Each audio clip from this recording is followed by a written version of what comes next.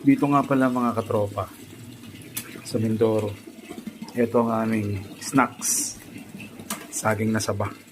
So, ito yung tinaba namin yung nakarang araw. Pagkatapos ng bagyo, nagbagsakan yung mga saging.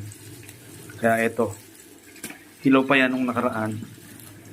After 5 days, hinog na. So, kaya meron na tayong snacks ngayong hapon.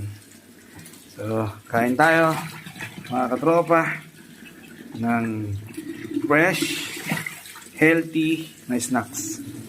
So, ito na yung ipapakain ko ngayon sa aking alaga na yung aking anak. Kasi iniwas na namin siya doon sa mga, alam niyo na, yung mga junk food. Ito na yung alternative. So, at sariwang saging na saba. Ito nga yung isa, medyo green pa siya. So, ilalagay na rin natin, sama na rin natin. Talo-talo na rin yan. Ang aming merienda. Salamat mga Kapis Jump sa patuloy ninyong pagsuporta. Paki-like and share naman to. Oh, Peace Jump.